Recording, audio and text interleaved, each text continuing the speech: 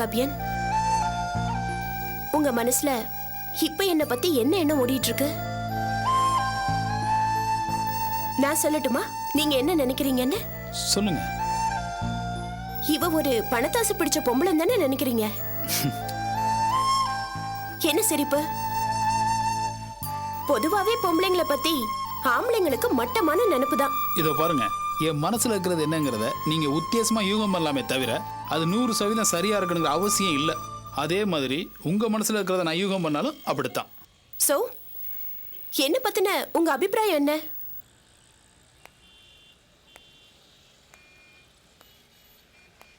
கங்கா, உங்களை நான் வெவ்வேறு விதமான 3 சந்தர்ப்பங்களில் பார்த்தேன். முதல்ல உங்களை ஹோட்டலில் பார்த்தப்போ என்னடா இப்படி ஒரு பொண்ணுன்னு தோணுச்சு. அடுத்து ஒரு நாள் ரோட்டில் பார்க்குறப்போ உங்கள் துணிச்சல் எனக்கு பிடிச்சிருந்தது. அதுக்கப்புறம் ஒரு நாள் கால் டாக்ஸியில் சந்திக்கிறப்போ உங்கள் சமூக அக்கறை எனக்கு பிடிச்சிருந்தது. 3 சந்தர்ப்பங்கள்லேருந்தும் உங்களை பற்றி ஒரு அபிப்பிராயத்துக்கு என்னால் வர முடியும். இருந்தாலும் கூட அது முழுமையானதுன்னு எப்படி சொல்ல முடியும்? ஓகே, இருக்கட்டும். உங்களோட அரைக்குறை அபிப்பிராயம் தான் என்னன்னு சொல்லுங்களேன். உங்களுக்கு இந்த சமூக சம்பந்தமா நிறைய விமர்சனங்கள் இருக்கு. எல்லா இடத்துலையும் ஈஸியா அட்ஜஸ்ட் பண்ணிட்டு போற பொண்ணு இல்ல நீங்க. கடுமையா ரியாக்ட் பண்றீங்க. ஆனா பல நேரங்கள்ல உங்க ரியாக்ஷன்ஸ்ல ஒரு விதமான குழந்தைத்தனத்தை தான் நான் பார்க்கறேன். கோபமும் அகங்காரமும் இருக்கிற அளவுக்கு அதுல விவேகம் இல்லை. ரொம்ப அமைச்சூரா இருக்கு. இதை நான் ஓப்பனா சொல்றதுக்காக நீங்க என்ன தப்பா நினைக்க கூடாது. எனக்கு உங்களை பார்த்தா ரொம்ப பாவமா பரிதாபமா இருக்கு. என் மேல கோபம் வருது இல்ல, திட்டணும்னு தோணுது இல்ல? நம்ம 2 பேரும் நல்ல விதமா அறிமுகமானோம். அதான் நான் உங்ககிட்ட பொறுமையா பேசிட்டு இருக்கேன். இல்லனா நான் பேசுற விதம் வேற மாதிரி இருக்கும். நீங்க பேசினதுல எனக்கு பிடிக்காத விஷயம் எது தெரியுமா? என்ன பார்த்தா பரிதாபமா இருக்குன்னு சொன்னீங்கல்ல, அதான். எதுக்கு எதுக்கு பரிதாபம்? பரிதாபங்கிறது ஒரு அசிங்கமான வேர்டிங். அதுலயும் ஒரு ஆம்பளை ஒரு பொம்பளை கிட்ட அவளை பார்த்து பரிதாபமா இருக்குன்னு சொன்னான்னா அவன் மனசுல என்னமோ இருக்குன்னு அர்த்தம். வேண்டாம் தொல்காப்பியன், ஆம்பளையோட பரிதாபத்துக்கு எத்தனையோ பொம்பளைங்க பலியா இருக்காங்க தெரியுமா? என்கிட்ட நீங்க பரிதாபப்படுறதா பேச வேண்டாம், அது எனக்கு பிடிக்காது. போச்சுடா, நீங்க நான் பேசுனதோட நேரடியான அர்த்தத்தை விட்டுட்டு வேற என்னென்னமோ யோசிச்சு குழப்பிக்கிறீங்க. நீங்க நினைக்கிற அர்த்தத்துல நான் பரிதாபம்னு பேசல. ஓகே, நீங்க நிஜமாவே மனப்பூர்வமா என்ன பார்த்து பரிதாபப்படுறீங்க. அதுல தப்பான எண்ணம் எதுவுமே இல்லைன்னு வச்சுக்கிட்டா கூட நீங்க சொல்றத நான் ஏத்துக்க மாட்டேன். ஏன்னா நியாயப்படி நான் தான் உங்களை பார்த்து பரிதாபப்படணும். ஏன்னா நீங்க ஒரு பொழைக்க தெரியாத ஆளு. உங்க உழைப்பு புத்தி எல்லாத்தையும் வெறியம் பண்ணிக்கிட்டு முன்னேறாமையே இருக்கீங்க. என்ன சொல்றீங்க கங்கா? எனக்கு என்ன? அதான் உங்க வீட்டுக்கு வந்து பார்த்தேனே. சொந்த வீடு இல்ல, உங்க மனைவி கழுத்துல நகையே இல்ல, பெண் குழந்தை வேற. இந்த நிலைமையில இருந்து வெளியில வரணும், மேல போகணுங்கிற ஆவல் உங்ககிட்ட இல்ல. பட் உங்களை மாதிரி நான் கிடையாது. எனக்கு வெளியில வரணும், மேல போகணும். என் உழைப்பு என்னை எந்த அளவுக்கு கொண்டு போகும்னு எனக்கு தெரியும். ஆனா உங்க உழைப்பால நீங்க மேல வர முடியுங்கிறத நீங்க புரிஞ்சுக்கல. சோ நான் தான் உங்களை பார்த்து பரிதாபப்படணும். எதுக்காக இதுக்கும் சிரிக்கிறீங்க? சிரிக்காம என்னங்க பண்றது? நீங்க எல்லாத்தையும் தப்பாவே பார்த்து தப்பாவே புரிஞ்சுக்கிறீங்க. அதை நினைச்சா சிரிப்பு தான் வருது. நான் அதை சொன்னா நீங்க ஏத்துக்க மாட்டீங்க. ஆனா அவசியம் அதை நான் சொல்லிதான் ஆகணும். என்ன? நீங்க வீட்டில் பார்த்தது என் ஒய்ஃபும் இல்லை, அது என்னோட குழந்தை இல்லைன்னு சொன்னா உங்க ரியாக்ஷன் எப்படி இருக்குன்னு யோசிச்சு பார்த்தேன். தன்னால சிரிப்பு வருது. என்ன சொல்றீங்க? எஸ் கங்கா, சாந்தி என்னோட மனைவி இல்லை, என் ஃப்ரெண்டோட மனைவி.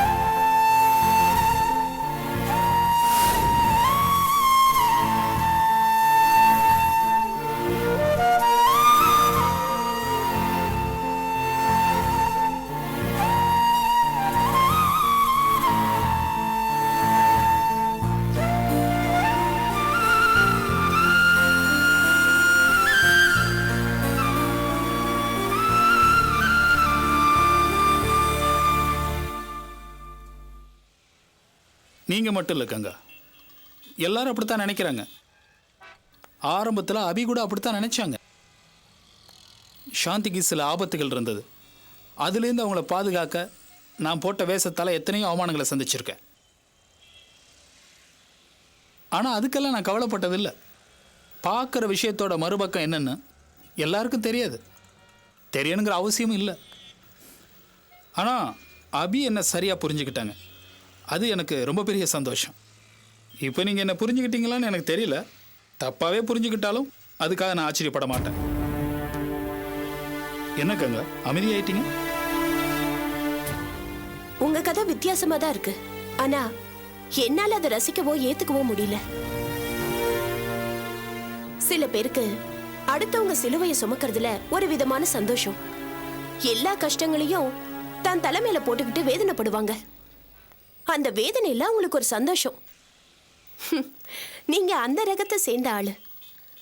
உங்களை நீங்களே கஷ்டத்துக்கு ஆட்படுத்திக்கிட்டு ரசிக்கிற ஒரு மசோகிஸ்ட் நீங்க.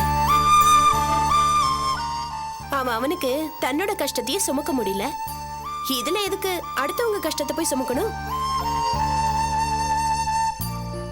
நீங்க வெளியில நின்று வேடிக்கை பார்க்குறீங்க, நான் அதுக்குள்ளேயே வாழ்ந்துகிட்டு இருக்கேன். நீங்க இதை ஜஸ்ட் அடுத்தவங்க வேதனை, மசோகிசம் அப்படி இப்படின்னு ஏதோ பேசுறீங்க. ஆனா அது அவ்வளோ சிம்பிளா கமெண்ட் பண்ணிட்டு போற விஷயம் இல்லை. சில உறவுகள் அது தர்ற நெருக்கம், சந்தோஷம். சில உறவுகள் பிரியும் போது ஏற்படுற வேதனை, ஒருத்தருக்கு ஒருத்தர் ஆறுதலாக இருக்கும்போது ஏற்படுற நிறைவு, இதெல்லாம் அனுபவிச்சு பார்த்தா தாங்க வாழ்க்கையோட அர்த்தமே புரியும்.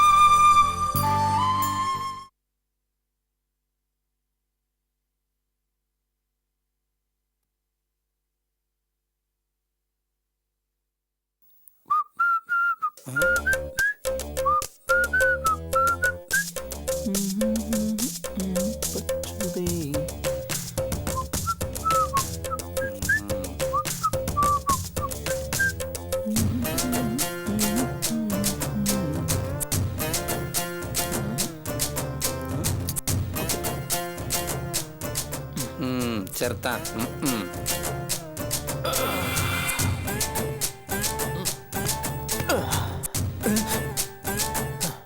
என்ன குரங்கு வித்தையெல்லாம் பண்றான்?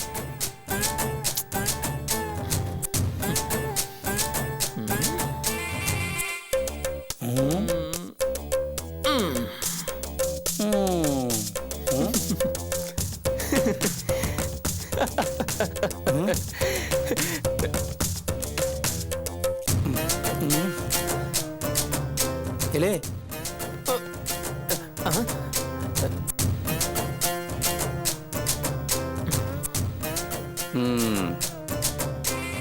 ஏன்டா மாப்பிள்ள, உன் மேல முனிகி இறங்கிருச்சா என்ன? நீ வாட்டுக்கு என்னென்னமோ பண்ணிட்டு இருக்க.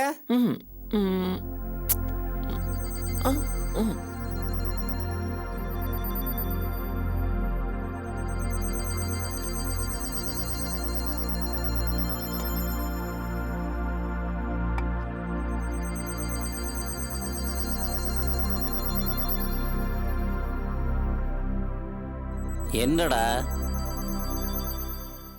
ஏன்டா மாப்பிள்ள, ராத்திரி படுக்க போகும்போது கைலி கூட மாத்தாம இப்படி ஃபேண்ட் சட்டிட்டு உட்காந்துருக்க, கண்ணாடி பார்த்துக்கிட்டு அங்கேயும் சுத்திக்கிட்டு இருக்க, என்னடா விஷயம்?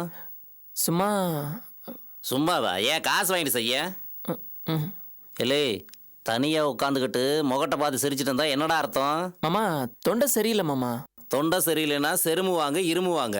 எவனாவது குட்டிக்காரணம் போடுவானா? மேலே பார்த்து எவனா சிரிப்பானடா? இங்கே வாரு மாப்பிள்ளை, எனக்கு சின்ன வயசுலயே காது குத்திட்டாங்க. என்ன மாமா நீ?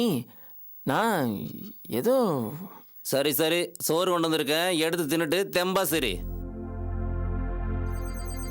எலே, இப்படி நீயா சிரிச்சு சிரிச்சு கடைசியில் ஊரு சிரிச்சிட போகுது. சாப்பிட்றாத.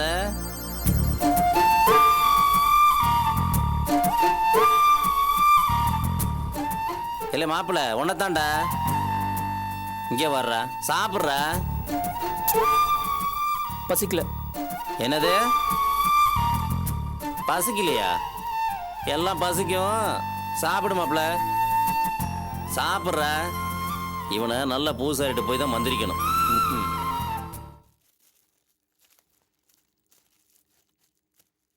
ஏக்கா, நீ பெத்து வச்சிருக்க ஒரு ஆம்பளை புள்ள, அது பண்றது கவனிச்சியா? என்னடா சொல்ற? மனோக்கு என்னாச்சு இப்போ? என்னவா அவன் மேலே பார்க்கறதும் சைடில் பார்க்கறதும் முழிக்கிறதும் சோத்து முன்னாடி உட்காந்துட்டு பசிக்கலன்னு எந்திரிச்சு போகிறதும் ஒன்றும் சொல்லிக்கிற மாதிரி இல்லை கோய். என்னடா பேசுற? எனக்கு ஒன்றும் புரியல. ஏதாவது வித்தியாசமா பட்டா நீயே அவன்கிட்ட கேட்க வேண்டியது தானே? கேட்காம இருப்பனா? கேட்டதுக்கு அவன் ஃப்ரெண்டு யாரோ ஒருத்தன் ஒரு பிள்ளையை லவ் பண்ணுறான் அப்படி இப்படின்னு ஏன்ட்டே கதை விட்றான். ஆனால் இருக்கிற சைஸை பார்த்தா பிரச்சனை அவன் ஃப்ரெண்டுக்கு இல்லையாட்டிருக்கு, இவனுக்கு தான் போல இருக்கு. என்னடா சொல்ற?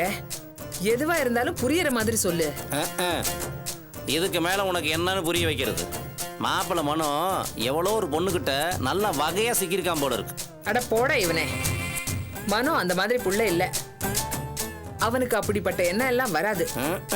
நினப்பு தான் பொழப்ப கிடக்குது போ. ஏக்கா நீ அந்த காலத்து மனுஷி, இப்போ இருக்கிற உலகமே வேற. ஆனாலும் உன் மையன் இது வரைக்கும் எந்த பொண்ணுகிட்ட மாட்டாமல் இருந்தானே, அதே பெரிய ஆச்சரியம்தான். எனக்கு என்னமோ டவுட்டு தான் அக்கா. நான் அடிச்சு சொல்றேன்டா, மனோ அப்படியெல்லாம் எதுவும் செய்ய மாட்டான். ஆடா பாக்கா, அவன் கண்ணாடி முன்னாடி நிற்கிறதும் தலையை களைச்சு சீவுறதும் தனியாக நின்று சிரிக்கிறதும் ஒவ்வொரு மாதிரி தினுசாக முழிக்கிறதும் அவன் இரு பொண்ணு சரியில்லைக்கோ. எதுக்கும் உன் மகன் மேலே ஒரு கண்ணு வச்சுக்கோ. நாளைக்கு அப்படி இப்படின்னு ஏதோ பிரச்சனையும் வந்து நிற்க போகிறான். சூதானமாக இருந்துக்கோ, அப்படி தான் சொல்லுவேன். இதுக்கு மேலே நீயாச்சும் உன் மகனாச்சு எனக்கு.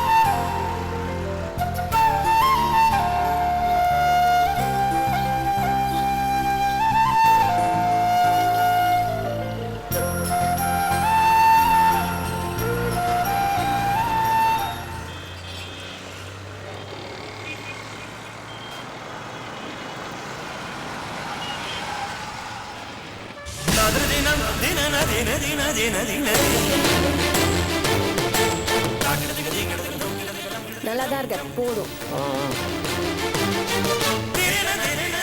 சொல்றேன்ல.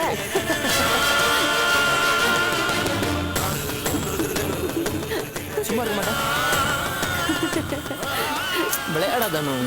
சும்மா இரு. என்னடா நீ எவ்வளவு நேரம் தலை சீவ? அதான் அழகா இருக்கேன்னு சொல்லிட்டேன்ல, அப்புறம் என்ன? எல்லாரும் உன்னையே பாக்குறாங்க.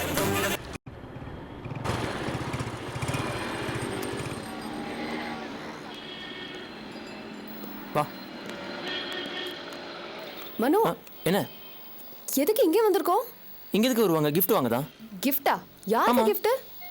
குழந்தை மாதிரி பேசுற, உனக்கு தான். இங்கெல்லாம் கொஞ்சம் காஸ்ட்லியா இருக்கும் மனோ. என்னம்மா பண்றது? நான் லவ் பண்ற பொண்ணு ஒன்றும் சாதாரண இல்லையே, ரொம்ப காஸ்ட்லியானவ தானே. நான் இப்போ கிஃப்ட் கேட்டேனா எதுக்கு வீணா செலவு பண்ற? உனக்கு வாங்கி கொடுக்கறத எப்படி எனக்கு செலவுன்னு சொல்லுவேன்? நான் ஃபர்ஸ்ட் டைம் உனக்கு வாங்கி கொடுக்குற கிஃப்ட்டு ரொம்ப காஸ்ட்லியாகவும் உன்ன மாதிரி உயர்ந்ததாகவும் இருக்கணும்னு நினச்சேன். அதான். சார் ஒரு ரோஸ் கொடுங்க. தத்துவம் நல்லா தான் பேசுற மனோ.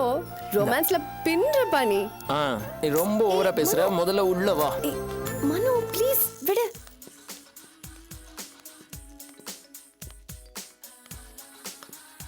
இங்க பாரு.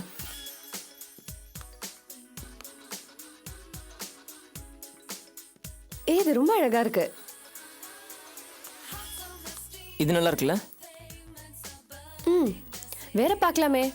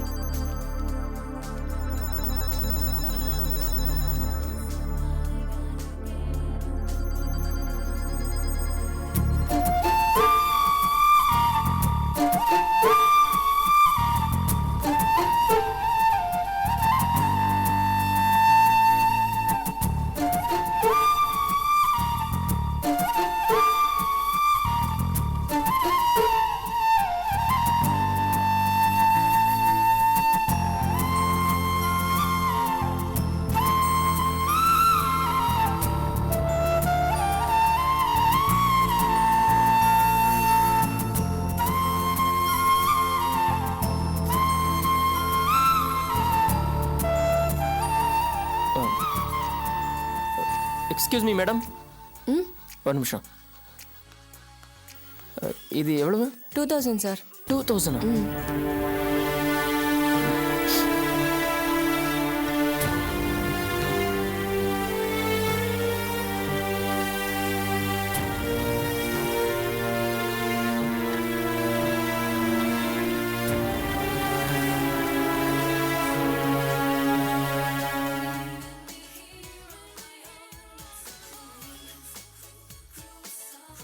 மனோ, ஆ